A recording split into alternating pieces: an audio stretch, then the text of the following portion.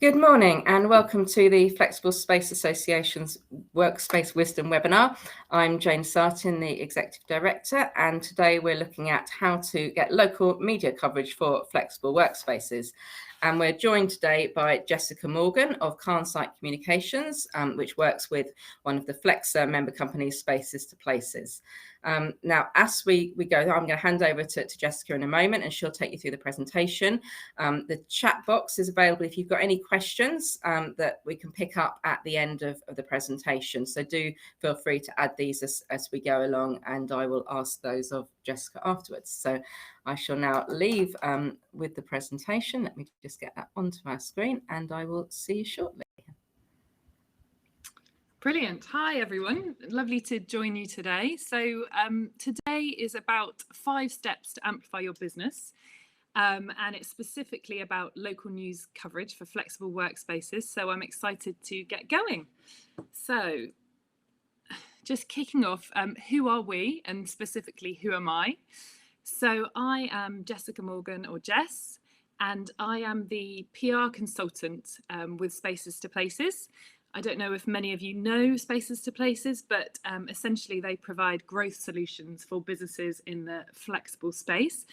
And that could be operators, landlords, anyone really associated with the flexible space, and they help to grow the business. And as such, I'm acting as PR consultant for them.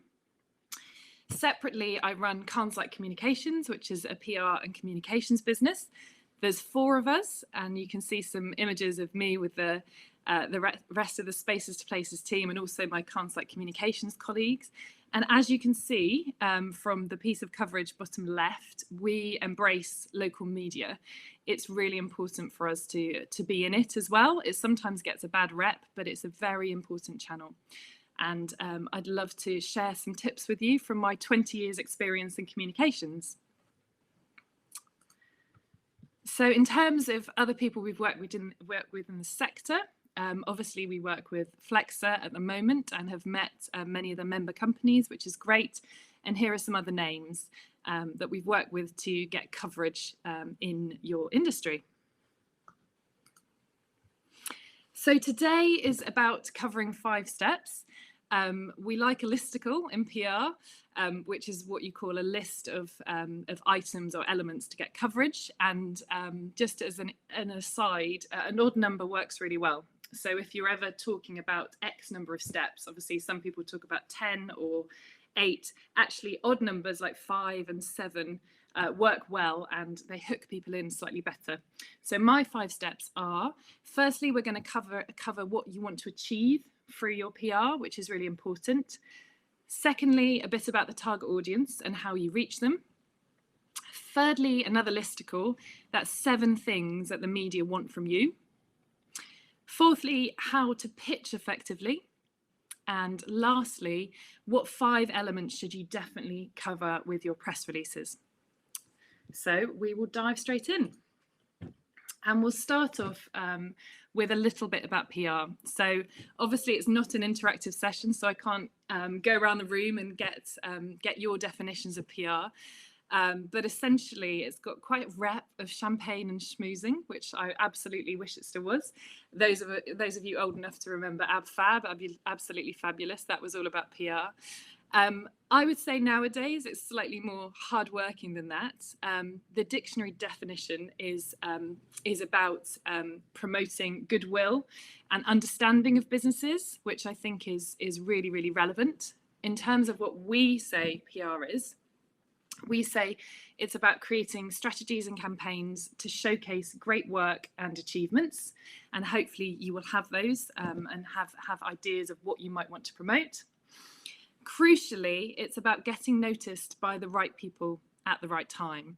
And part of our audience is about people in the local area, which it will be for you as well. And that's why we're focusing on that today.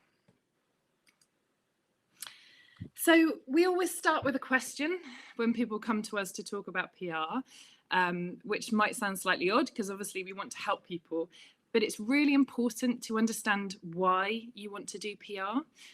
PR has a number of objectives, and we always say start at the end, really, with your PR journey. Start with what you want to achieve at the end of the campaign. And many people have a sales objective, which is obviously really understandable. It's really important to sell. But there are also various other objectives. They include things like recruitment. It's really good to promote your business as a great place to work. They include helping current clients, so people who currently work with you. They want to see that they're within a space that's doing great things. And so that's equally important. It's about your staff as well. It's always nice to work somewhere where you feel like they're going places and they're really important. So really, there are a number of objectives for PR. So I think before you start any campaign, it's really important to define what you want to get out of it at the end. Don't just start thinking, we need to do PR, we need to get some news out. Think why you want to get the news out and what you want to achieve through that news.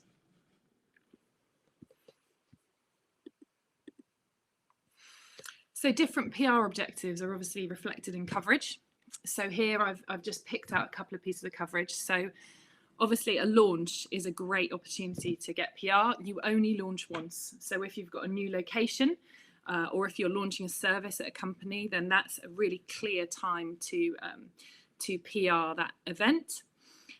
Also growth figures as well. If you've had a great year, if you're happy to give percentages or growth figures, that's also a really nice event and piece of news for the media. So secondly, once you know what your objective is, who's your target audience and how do you reach them? So your objective, which we've just discussed, and your message that you want to communicate will lead into the target audience. This isn't a one size fits all. There are various media you might want to target, so have a think about that carefully. As a PR professional, we actually pay to have access to media databases. We have contacts that we have already and existing. We might know where we want to go and who we want to target. But as someone doing it yourself, you can absolutely start smaller. Think about the media landscape, and we'll talk about that in a second. But a really important point here is not to think that you know the media landscape. I think certainly when we start working with clients, often they say, we know exactly who we want to target, here's a list. And actually, if you go and research them, they might want to target somewhere that doesn't actually take news anymore, or that has moved to a membership model where they only feature news from members. The media landscape changes quite a lot. It's changed in COVID, but it changes anyway. So just be aware that even if you think you know, it's definitely worth going on and having a look at those titles and researching. So some ways to help define your target media and who you want to reach. You know your objective, you know what you want to say, but where do you want to say it? So firstly, have a look at what kind of content your audience is sharing. So if you're trying to target small businesses in your area and you know a few of them, have a little look at the links that they're sharing. Which publications are they actually sharing from? Because that could give you an extra guideline. Have a look at your competitors. See where they're sharing and what kind of content they're sharing as well. It's definitely worth keeping an eye on them and where they're sharing media from. Have a look on social channels like Google, Twitter and LinkedIn. And I've got some examples of how to do that shortly, but they're a great source of news nowadays. It's not just about the publications themselves, it's about where they're being shared more broadly. Always ensure you're really clear on your target publications focus. Again, sometimes there are assumptions based on what's happened in the past. So to use a sector press example, Property Week is a really key media, obviously, for you and the industry. But Property Week has gone through lots of iterations. Its team has shrunk. There are now fewer people working permanently for the team. And they don't take the same kind of content they used to. So just make sure you're really aware of the kind of things that are being featured. You can get bulletins if you don't want to do a full subscription and read some of the content. You can look online, or you can look at an old copy and just work out exactly what's being featured. And then just make sure you've thought broadly across different media types. I mean, this is a whole other topic, but it's not just about your local newspapers or online platforms. There are also forums that could be quite good. There are also groups on social media, groups on LinkedIn, for example. And there are things like podcasts as well that could be really interesting and a really good place to get your message across. So try not to restrict yourself to what you know. Try and think quite broadly. Here are some examples of media research, as I mentioned.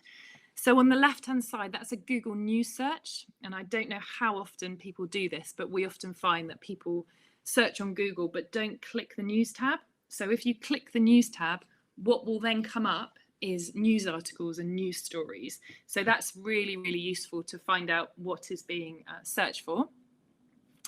And then on the right-hand side, we're based in the Bristol area. So I just put business editor Bristol, for example, into LinkedIn, sorry. And 3 business editors have come up. So interestingly, you can see the journalists themselves and you can see the titles that they work for. So it's really worth looking at places like LinkedIn to try and get those contacts and have a look at your media as well. So area 3, what 7 things do the media want from you? And this is an interesting one. I think people have lots of assumptions about what the media want, but really you have to think about it as meeting in the middle with the media. They are not sitting there waiting for your sales messages. They're not waiting to promote you. It's not an advert. If you're giving them news or opinion, it has to be in a way and a format that works for them. The last thing an editor wants is to sit there thinking, actually, they could have paid me to advertise this in my paper to support me commercially. Really, you want to earn your place in that publication. So you really need to think about what they're covering and what they're interested in. And here are some guidelines to have a think about that. So 7 golden rules. So publications want interesting, relevant, current news. And the current element is really key. They want something that's happening or is about to happen. They don't want something that's happened a month ago. So make sure you're on the ball with sharing things that are about to happen. They want evidence to back up what you say. No one really likes these woolly phrases like the leading provider of so-and-so. How are you leading? You know, what stats and evidence have you got to show that you're the leading provider? Really, they want some kind of hard statistics, because remember, if you're pitching something in, which we'll talk about shortly, it might be to a journalist who then has to get the story approved by their editor. They want strong opinion and originality. They don't want weak, woolly, fluffy opinions who don't really fall on one side or the other. They really want to have strong voices in there. So if you're commenting or you're asked to comment on a local issue or a local business issue, try and come down with a strong opinion. It doesn't have to be overly controversial. You can still be within your own kind of guidelines and comfort zone, but it can't be, I can see both sides. Really, they want someone who feels quite strongly about things and potentially has original views as well. They want diversity. And this is a key one as well. If you've got someone in your organization you want to champion who's from a diverse group, this is the time to do it. So they don't hear enough from women.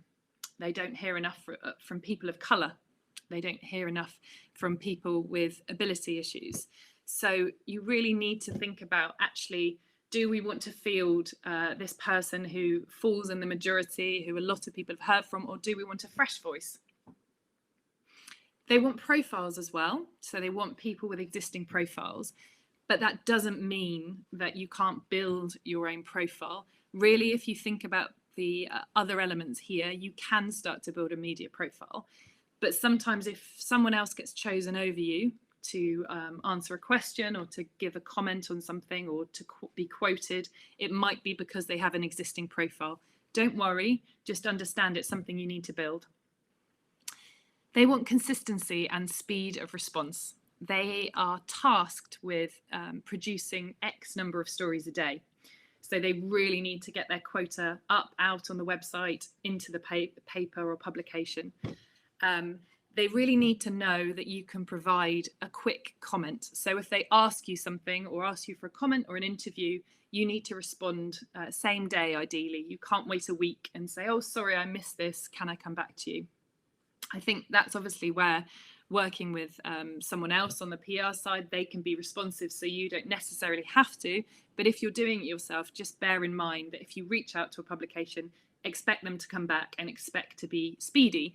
They're not being difficult, they just have their job to do and they have to keep the news current. And finally, they want social media engagement as well. So if you do get published, if your story gets picked up, make sure you're sharing it on social channels and make sure you're tagging and linking to people as well. You can link to or tag the publication. You can even tag the journalist that's written it. That really helps them. They need to prove that their stories are getting traction and get more eyeballs on them. So you can help them by supporting them through social media.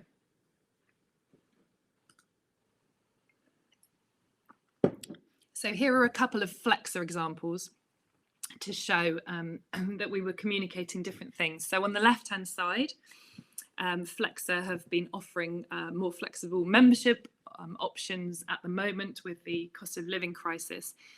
Rather than us going out selling in the story that discount memberships available, actually that's more of a sales message. If we can talk about tapping into the cost of living crisis and a company helping with something that's really newsworthy already, it's more likely to get coverage, as it did here. On the right hand side, there was a Women in Flex event last year. There are going to be more this year. Again, rather than us going in saying Women in Flex event helped, actually we talked about it being a sellout audience of 60 women assembling. We talked about some of the key outputs from it. We tried to make it more interesting, opinionated and newsworthy, and that was why it was featured. Okay, number 4, pitching effectively to the media. It is an art, not a science. I wish I could sit and give you guidelines that meant every single story that you pitched would be picked up, but actually sometimes someone else is pitching a similar story at the same time, they get picked up and you don't. But generally speaking, if you've really thought about your objectives, your message, and done your research, you're much more likely to get featured. So some golden rules from me. Firstly, craft a press release, and there's some more tips about press releases later. Some people don't like press releases. There's a lot of talk about the death of the press release. We still find it's a really effective way of getting our message across. And if you write your release properly and well, you will actually find sometimes they will copy and paste paragraphs and bits and pieces from the press release into the story, which is actually ideal because you're really helping to lead that story and inform it as well. So it's worth crafting it, and we'll talk about that in a sec. Accompany with good quality images. Try and use high resolution professional photographs. And again, there's a lot more that can be said here, but high resolution means 300 DPI. And that's printable quality. So if you do have professional photos done, they should be 300 DPI. They should be color. If you're taking photos yourself, take them with a really good quality phone, like a new iPhone, and make sure that they're high resolution and send them over. Images can make or break a story, so it's really worth investing. Be concise in your email. So they get hundreds of emails a day, so try and keep it short and sweet. Avoid press days, so there will always be days and times when they're sitting having news meetings or actually they're about to go to print. You won't know necessarily straight away when the press day is, but if you do make contact with a journalist, just find out and note it down for next time and try and avoid those days. Hashtag journey request is a really useful thing to search, predominantly on Twitter, which is a really important platform for journalists and publications, but it's also used on LinkedIn and other channels, even sometimes Instagram. That's when journalists are searching for commentary or case studies and ideas for pieces they're writing. It could be in your local area. They could be looking for local businesses to talk about business rates, or local businesses to talk about some interesting local business issue. It's a great way for you to get in there and start talking. So keep an eye on that as well, because that could be a reactive way to get your news out there. Always follow up a pitch, but do it respectfully. As I said at the bottom, never hound. So bear in mind they get hundreds of emails a day, so it is worth following up, but do it very, very carefully and respectfully. You can call, you can follow up with an email. If it's an email, then just do a one line and understand that they're busy people, but it's never worth just sending an email and not following up. Okay, and finally, press releases. So 5 things that you should cover with a press release. So firstly, strike the right tone. As I said, the aim really is to get something that's really usable. So what we do as our kind of rules is we write a very straight main press release, and we keep the superlatives and the kind of exciting language, generally speaking, for the quote. Obviously, you want to make it sound interesting, but keep it straight and factual. Keep it written in the same tone as a journalist would write it. Try not to use too many puns unless you're pitching to the Sun. Get it across in a very straightforward way, and they're more likely to use it. Be concise and not repetitive.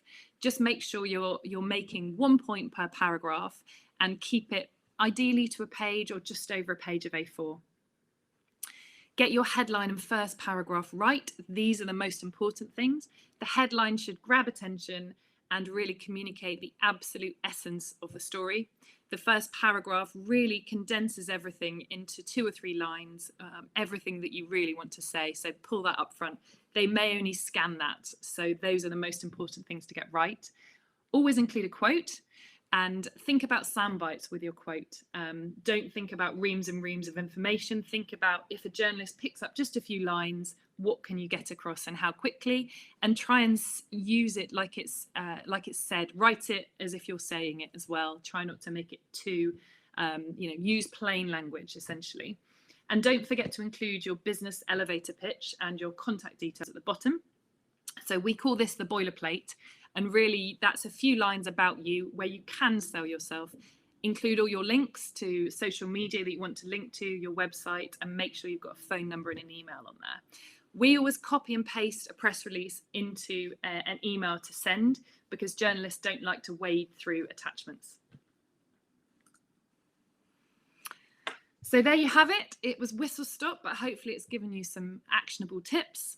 So what we've covered is thinking about your objectives, thinking about your target audience and identifying them, what 7 things the media want from you and what they don't, how to pitch effectively, and what 5 things you should cover within your press releases. The 2 final tips I'd say: if you're approaching the media yourself, which absolutely you should do, be confident and make sure you've done your research so that you make a good first impression. And if you are doing it yourself, we have over 100 blogs on our website all about PR, and they cover things like why your outreach might not work, how to be less salesy, how to write about not so interesting news, and things to get right before you start your PR. So it's worth having a look and hopefully picking up a few more tips. So thank you very much, and I'd love to answer any questions anyone has. Okay, thank you very much, Jess. A lot packed in there. Let's just bring us back onto the screen. There we go. So still able to take questions if anybody watching has ones, but let's just kick off. And a lot of work has gone into now trying to get your stories there. Are there any good ways to monitor how effective your work has been in getting media coverage? Yeah, absolutely. So this is a really interesting one. We're often asked about PR and ROI. The honest answer is it is very hard to link pieces of press coverage with eventual sales. But obviously, it also depends on your objectives. Your objective might be to get into a certain publication because you know that's going to be authoritative. So track your results against your objectives. And if it is about a sales objective, the best thing to do is to have a look at the state of play before you start PRing and communicating, and then see where you are after and have a look at the effects between the two. It's definitely worth monitoring. and it's definitely worth capturing that coverage. And I think I've mentioned on our website, certainly, we use a tool called Coverage Book, which captures all the coverage that you've achieved, and it uses an algorithm to estimate metrics based on how many people have seen it. So that's another way that you can track how far your coverage is going. Okay. And just using Google News alerts works quite well, doesn't it? Yeah, if you set up a absolutely. Google News alert for a company name or for a story, then you can set it up to get a daily or a weekly email. I do that for a couple of things, and it's that's really good. Sometimes you see the coverage before we do, don't you? Like first thing in the morning. The other tool that's good is Talkwalker.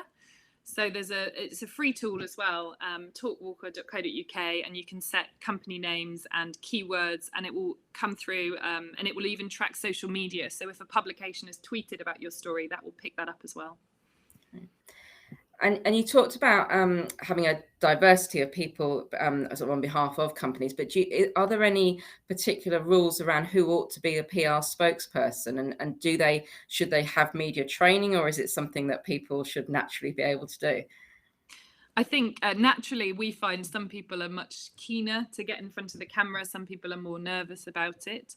I would definitely say you need to think and practice before you talk to the press or before you're interviewed. Even just talking to a colleague about what you're going to say is a really good idea. We always advise that you make notes as well. I mean, you can go through formal media training, and that is really, really useful. But if you're on a budget or you're not ready to do that, then just chatting through what you might say, trying to work in one or two key messages about your company and actually saying it out loud. Actually, even though you feel silly, actually you'll feel much more comfortable if you've actually said it out loud to someone. So answering 2 or 3 mock questions and working out phrases for your responses can be really useful. So I'd say that in terms of who wants to do it, as I say, some people are more keen. Some people are potentially brilliant, but just slightly nervous and just need to practice and get in front of the camera. So I think it's worth thinking about both of those things. Don't just go for the loudest voice. Have a think if anyone else might be good, but just needs a little bit of a confidence boost and a bit of practice beforehand. Yeah. And on the subject of budget, if people were looking at what they could do with sort of professional advice on this, what sort of budget would they be looking at? I mean, I'm sure it's as long as a piece of string in terms of what you could do, but can you give any idea to people just for thinking about it? Yeah, so absolutely. So I think probably because there are so many different kind of sizes of companies on the call, I think you should think about your marketing budget being about 10% of your turnover. So and marketing isn't just PR, but it gives you an idea about what you should be spending on your marketing, including your PR. I would say to do a project is different to having a kind of retained process. And again, across the country, there are very different kind of budgets that are available. Generally speaking, we start for a kind of small project at about £1,000.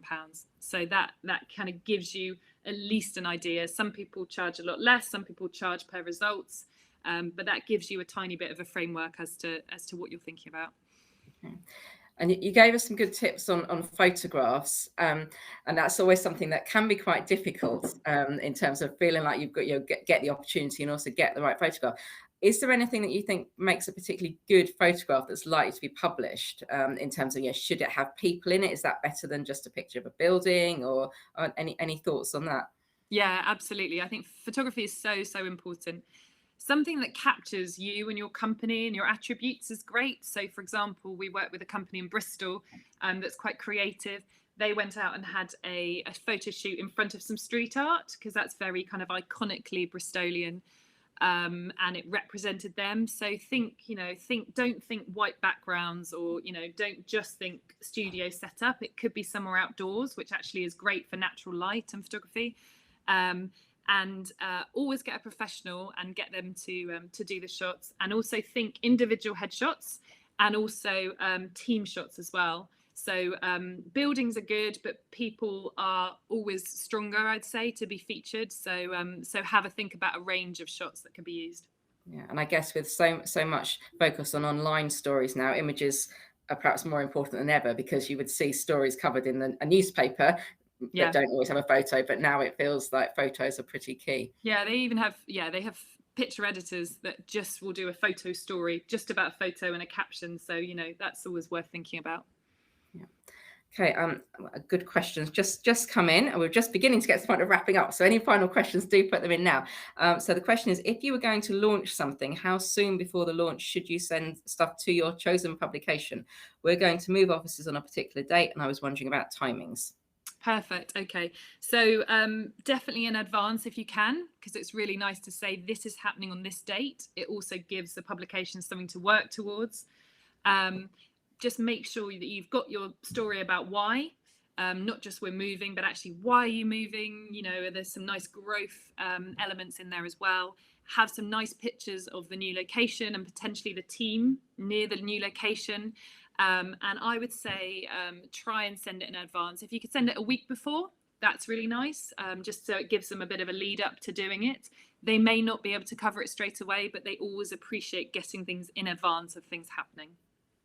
And that lead-in time is probably particularly helpful if you're not sure on publication dates and when things happen. Yeah, so that absolutely gives you a bit more scope on that as well. Okay, just a final question. And you talked about the strength of stories that need to be a good story. Do you think there's anything around, if you were to be able to get the frequency of stories and getting your name on the radar of things, how does that balance against it always being a really strong story?